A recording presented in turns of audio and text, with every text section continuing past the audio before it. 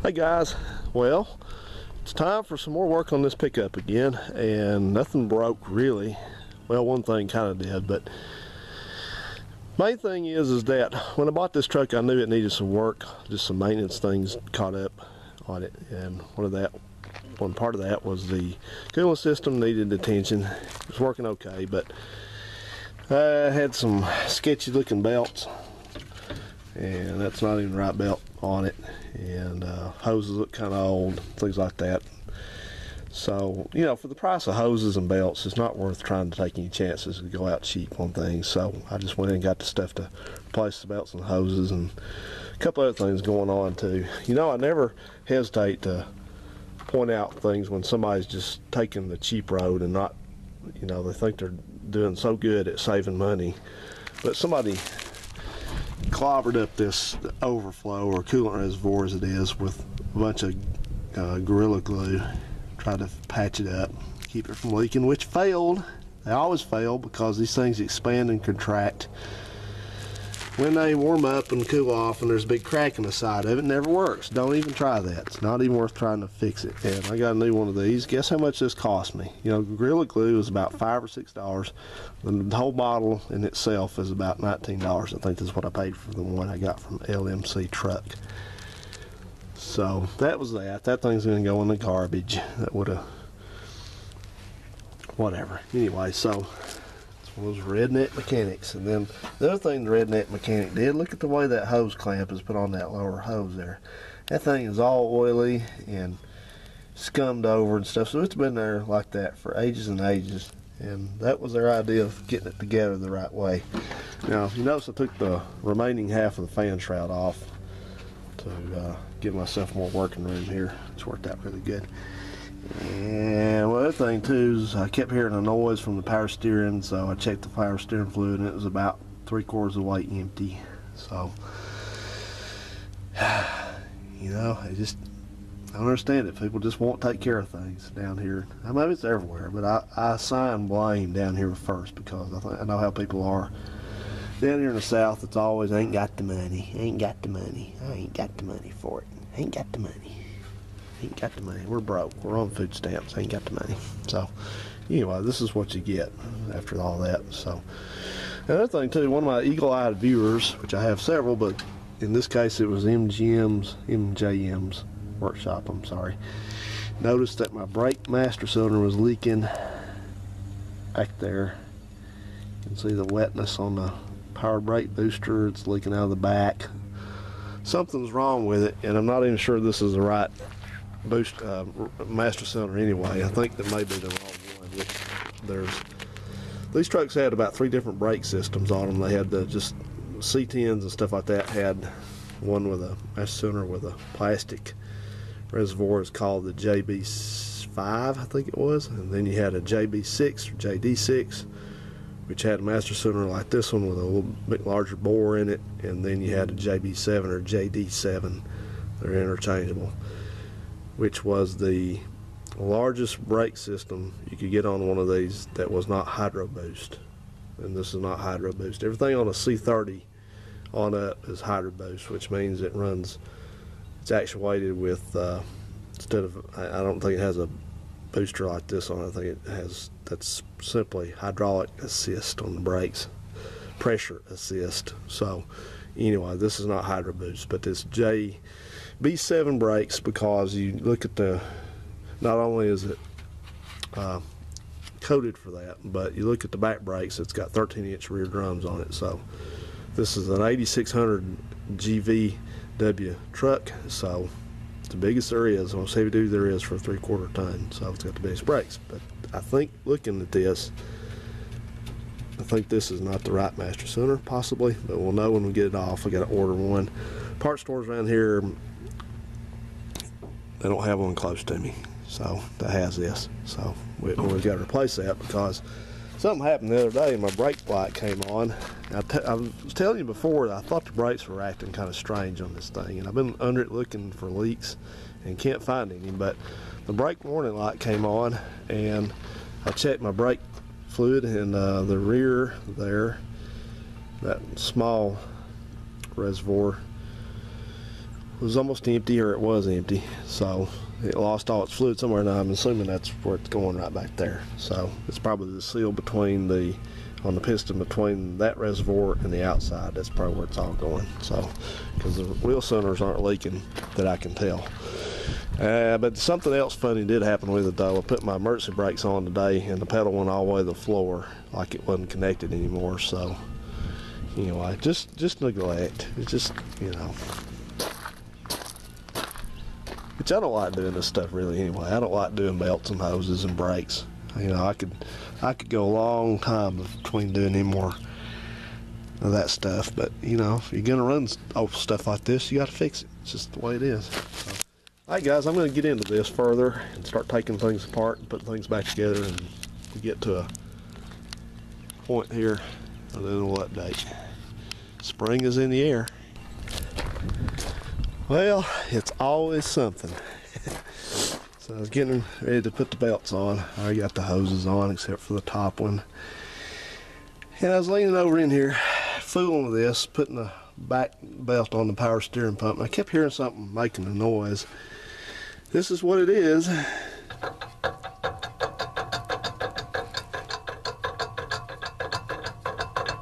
That's not good. That's a totally worn out water pump bearing. Dang. And dang again. So now I got to do a water pump. Looks like that one's no telling how old after I've already put the hose on it too. So now everything has come off, the alternator brackets, the power steering brackets, maybe not on the power steering, but anyway, I'm not that upset about it because thank goodness I found that, saw that, and it didn't fail after I had all this stuff put back together. Because I'd really, sorry for the sniffing, I'd really be upset about that. Dang. It wasn't leaking. It didn't leak a drop, but man, that thing's worn out. Sure is. I couldn't believe that. I was like, am I seeing that?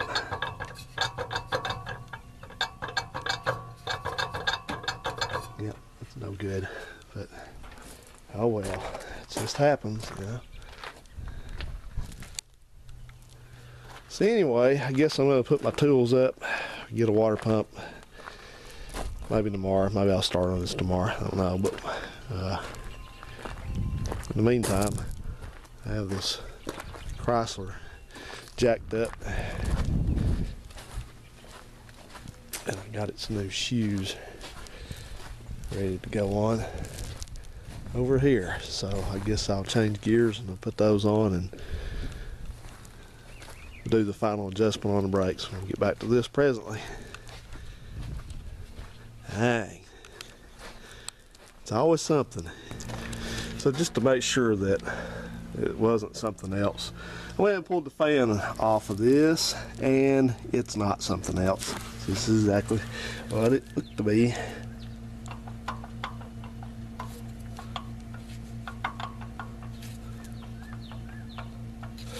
Yep. No good. I'd like to have that fail in the middle of the night somewhere.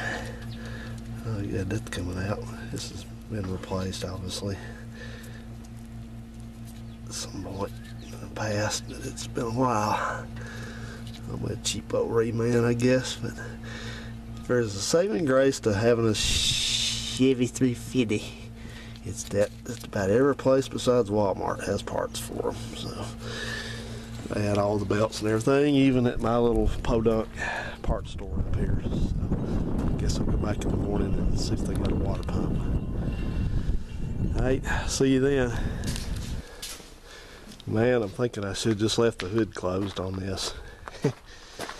Alright, so I got the thermostat out. Luckily, nothing bad happened with that, if you know what I mean. I don't like to jinx myself by talking about it too much, but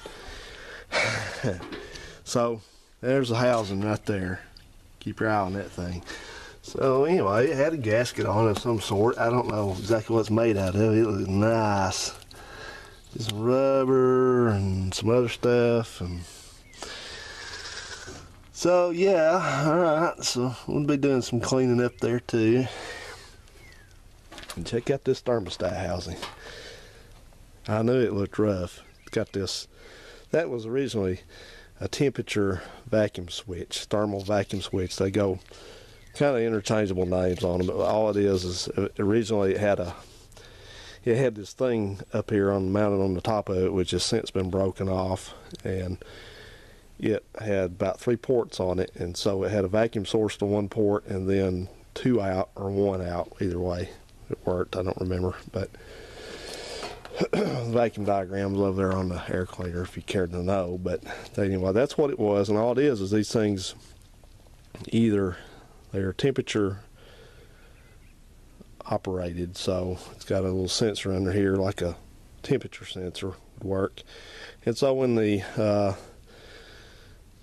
temperature got to, I don't know, 160, 150 through about 170 degrees, this thing would either open or close, and it permit vacuum to stop or start. In this case, I'm pretty certain that it permitted vacuum to flow.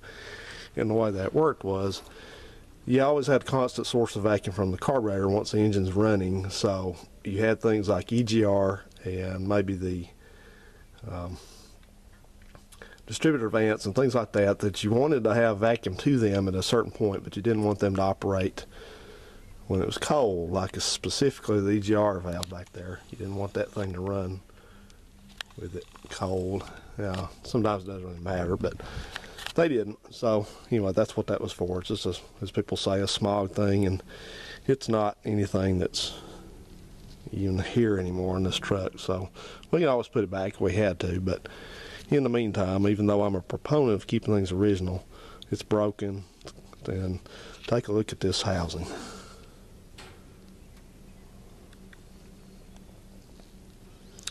There's a hole in it right there, rotted through it, and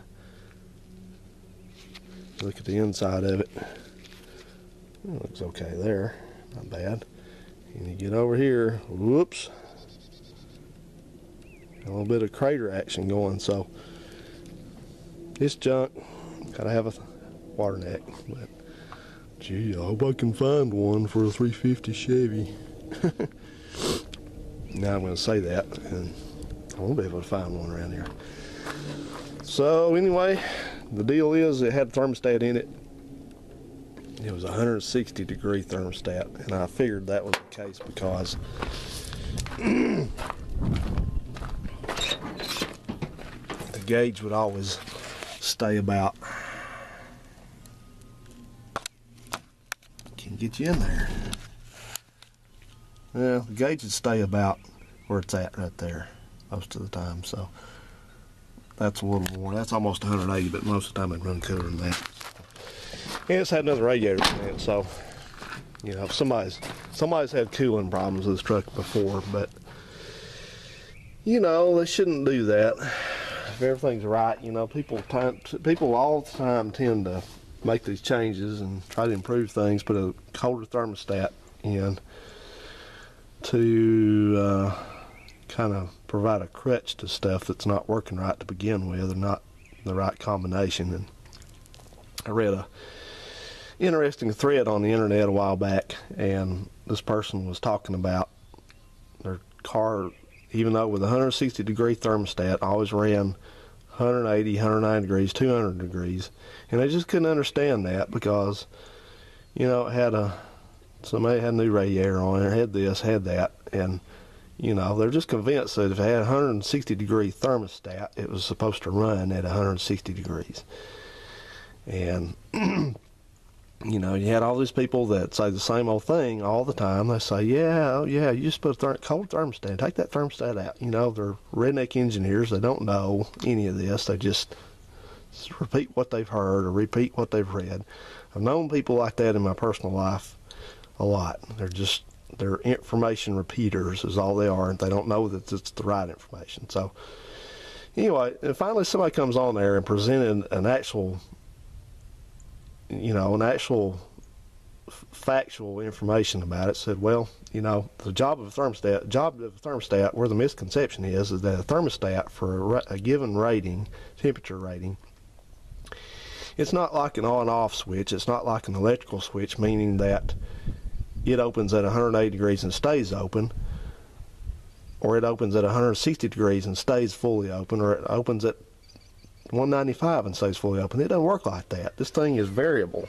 That's why it's got a wax pellet in here, and it's got this spring. People think, you know, they're so misconceived about this. They just, you know, and he tried to explain this to people, and they just would not listen to him. They just determined they would not believe that. That's the way it worked. They thought, oh, it's open at 180. It is not. It's a thermostat. It's variable.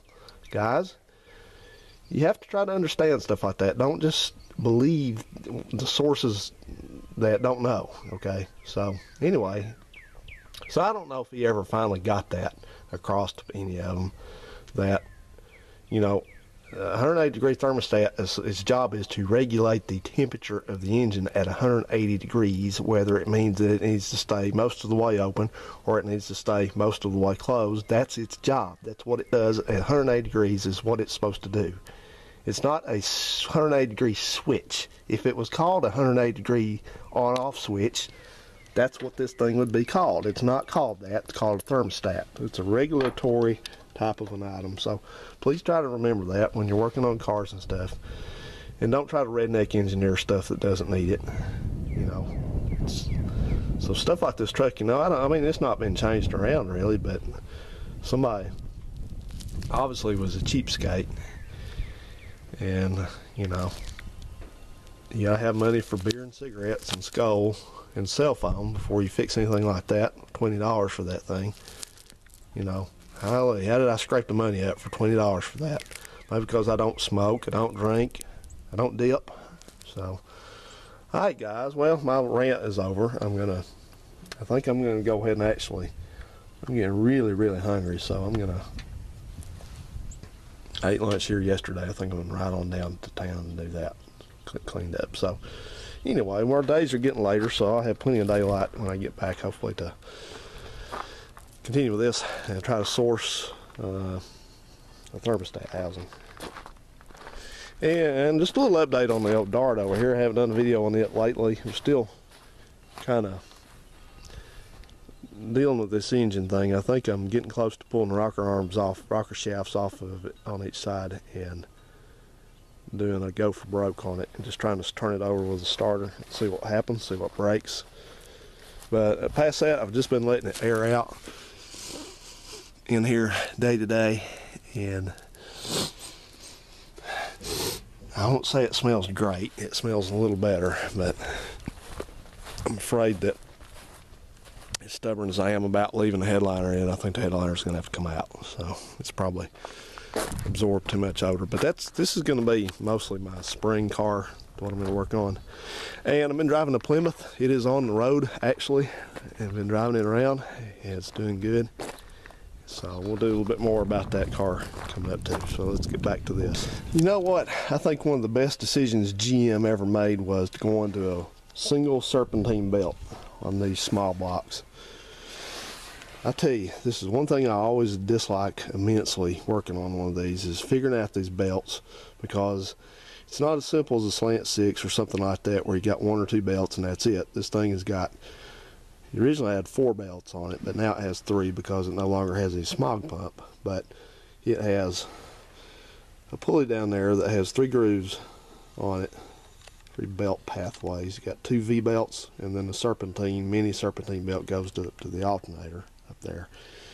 It's out of place right now because I was working on the water pump, but you also have a 2-groove power steering pump and a single groove air conditioner. So the way this works is on these, it's always confusing, especially if you got to put one of these back together from scratch, but you got the rearmost groove back there, and it goes around the crank and it goes around the power steering pump, and that's it. Then you got the next one out, which is rusty because they've been used and had the wrong belt on it, and that goes from the crank to the power steering pump to the air conditioner and then back. And then you got just the water pump and the alternator and the crank, and that's it for the serpentine. So I got on the internet and I did all my research about finding the belt that goes on all of it, and I got all of it right, I believe, except that this stupid power steering belt back there. This is the one that I chose because it was the longest. You know, I always usually go with the longest if I have a choice. I have 2 choices on this one. One of them's 39, one's 41 inches. 2 inches difference in it. So I thought, well, I'm just going to go with the longest one. So I got it here, and it's getting ready to put it on. Sorry, I've been a little sick. And it doesn't fit because it will not go down in the grooves back there all the way. So I got out my calipers, excuse me, to see what the heck's going on. Let me put you on the stand here. Easier for me to do it this way. On the stand we go. I'm going to put you on the stand. So anyway, this is the belt that goes around the aforementioned air conditioner, power steering, and the crank. And this belt fits in both grooves just fine. This one doesn't. Stands up too tall. So got out the calipers, figure out what's up with it. Turn them on, zero them. So the width is at the top. It's 43 on that one approximately. 43 on that one. That doesn't explain it. So I was looking at it, and sure enough, if you look at these two belts side by side, they're vastly different inside. The inner part of them is. The cogs are different and everything. So you measure this one, it measures out about 29 roughly, and this one measures about, oops, trying to get a flat spot here, about 35. That's not a real technical way to do it, but I measured it before I put it back in the package. But 34, 35, so thousandths. So anyway, there's a big difference in them. This one doesn't fit, so I have to go take this back and exchange it for the one I hope fits, because I have to look through their list on there. I think they got the one that fits. I hope. I'm going to have to look at it. But the aggravating part about this is not only am I stopped for another day working because that's the rearmost belt. I can't do anything else now except go get the belt. But you get on their website and there's just no explanation for this. It doesn't say with tall pulley, deep groove pulleys, or without, or anything. It just says power steering and AC 39 inch, power steering AC 41 inch. That's it. That's all you know. Doesn't give you any information. So we got to experiment about all this. So I don't know who to be mad about. I don't know if to be mad at Chevrolet for doing something like that, or mad at AutoZone for not being more proficient at writing their explanations. But either way, it doesn't matter who it is. I got to go up there and get one. So excuse me again. I'm so sorry. I've been really, really under the weather, but I've been trying to get out here and get this finished. Anyway, we'll wrap it up again for another day, and we'll pick back up on it tomorrow. At least got the water pump on. Thank goodness. Hopefully it's going to work okay. And this power steering pump, this thing was aggravation to even try to figure out how to get it all loose and everything. But I'll just tell you, there's probably going to be somebody watch this video want to know where the bolts are, and somebody's going to ask me or complain. So you got a nut right there, right up next to the water pump. You got a bolt right there in the front. You got a bolt back there in that groove there, and then if you reach your hand back up under this thing, give it a reach around way up under there, there's a nut with another groove there. It's got a stud that sticks out actually towards the rear. Lets the whole thing move. But to get the water pump off this thing, you gotta take the whole power steering pump loose and take it and move it. So this is maybe one of those jobs I'll be ready to be done with pretty soon. And anyway, at any rate, that's just the way it goes. So got a blackbird up there. Alright guys, I'm going to cut her off before I sniff too much more. So anyway, up to the parts store to get a belt. I guess I'll go ahead and get my thermostat housing and thermostat. I might even upgrade to a Duralast Gold. How about that? Well, as the sun sinks slowly behind the trees here on the windswept prairies of southern Tennessee, just a little update here. I got just about everything back together. Got my new bottle on and all that, and I've been tinkering with this carburetor, trying to see what was going on with it, because the as you saw in the video that I made just not too long ago when I pitted this truck against that Plymouth over there about the chokes, that this one was not working right. It would start pretty easily, but then it would just run a few seconds and quit and just repeat. So essentially, without making a novel out of this, what I found wrong with it was that somebody had, I guess maybe they had rebuilt this carburetor once before, and they had that choke out, and the choke's in there with 3 screws. Normally they're riveted, but you can put screws back in them so you can adjust them, and they just very easily, you just loosen, there's a screw here, and there's one hidden at the bottom at the 6 o'clock position. You just loosen them up, and you can rotate that housing, and you rotate it forward like this direction clockwise, and it opens up the choke plate more, leans it out, and then if you turn it back the other way, it tightens the choke plate up. But what the problem I was having with this was, I just try to tighten it up, and it would never really tighten up. It wouldn't, you know, see how now it's pretty tight against the back of the carb throat there, and that's generally how you want it. And then, you know, you can, there's a setting for this. You know, they used to sell carburetor gauges and stuff like that, little thing you put in there to, or you still use a feeler gauge combination, but you can set that distance between the flap and the back of the carb wall there precisely. But generally what I do is I just kind of see how it runs. If it acts like it's going to be a little bit too rich, you know, when it's the choke's on, then I can lean it a little bit, or vice versa. So this one was obviously too lean because it wasn't getting enough rich mixture. So I've tested this pull-off. The pull-off's working like it should. So we're going to go with that. And like I said, I'll just you know, just get a few cold starts in the mornings and see how it operates. And you just get a sweet spot in there where it stays running on its own, but doesn't load up and smoke the neighborhood out. So anyway, as I said, that's about it. I'm just going to wrap it up here in a little bit. It's getting kind of cool, and I've been kind of under the weather with a cold or a sinus, something going on, but I'm getting over it. But I don't need to be out here getting chilled too bad. So a lot of work. This turned into a kind of a train wreck. But one thing left I got to do is I got to replace this real nice battery cable in, and we're gonna do the brakes. We're gonna do that on another weekend, because this thing has consumed about a week of my time trying to get all this sorted out. So anyway, I'll get this thing started up and run here tomorrow. Maybe I'll do a final installment on this.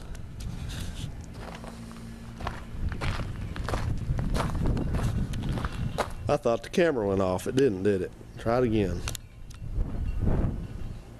Still didn't. Come on. Oh, don't tell me my camera's going bad on me. Boy, that is one ugly battery terminal.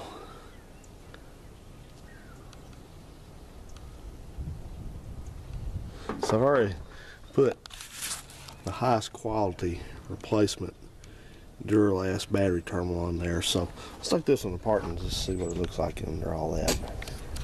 Nice. That was making a good contact.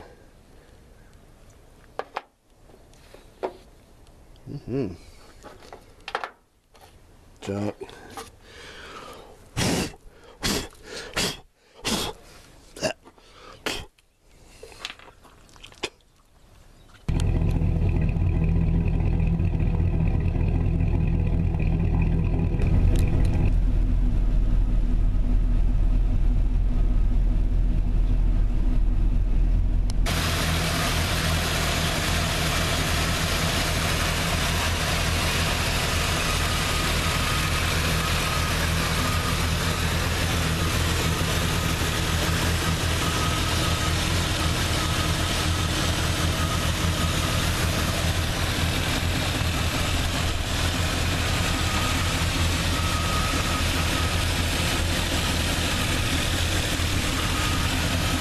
Okay, then I think this wraps this up. We peeked a little coolant out up radiator filler, you know, it always does that before the thermostat opens. So you always think that you got enough space in there, but it always seems to not be the case. So anyway, things are looking okay.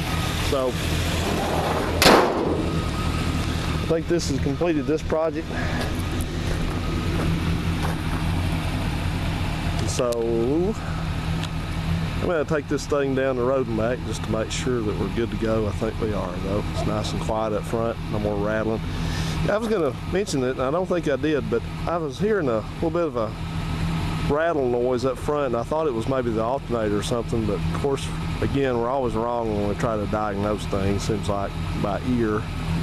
And that was that water pump, I guess, flopping around the whole time. So anyway, I think this is going to do it for this. Oh yeah, I wanted to, before I turn off here, show you the belts. So if anybody's doing this job, you know what's going to go on these, because this has always been something I've had to, don't mind all my birds eating here. This is something I've always had to search and search and search for information on and pictures, and there's never been any good pictures and anything like that. So starting at the rear next to the engine, make sure here what we got. Yeah, okay. The smallest, the shortest belt is going to be, there's one on the back groove of the crank pulley that goes just to the power steering pump. So I've labeled that crank and power steering. Sorry. And that's the Duralast number, but it probably can convert over. You can get the length off of that. That's a 39.5-inch belt. And then the next one out is the, I labeled that crank. Let's see, hang on, let me do something. There we go. The next one out, the V-groove belt, is this crank, power steering, and AC. Goes around all three of those. For whatever reason, when they had this thing put, I don't know what they did to it, but they had one little short belt going between the air conditioning compressor and the power steering pump. Wasn't even going around the water pump or the crank or anything. So what? So anyway, I think this one's a 55.5-inch belt. And then this last one is, this is that mini Serpentine belt. It's a 5-rib Serpentine belt, which is tensioned by the alternator. It's tensioned manually, but it is a Serpentine, goes around the crank, the fan, and the alternator. I know it says ACT, looks like, but that means alternator. And I don't remember how to read that length, if that's a 43 or a 33-inch belt or whatever, but that's the number. K5, I guess that means that's a, I guess that means that's a 5-rib belt. But anyway, all right guys, well, let me throw that down. I got a relatively short weekend and got a lot of things to do with the old cars this weekend planned, so you can get on that. So get out of the sun. Thank you for tuning into this. Maybe this will give some of y'all some insight into these things, working on them. If you're doing some work or just replacing the belts, maybe this will help you. So hope it has. Thanks for watching.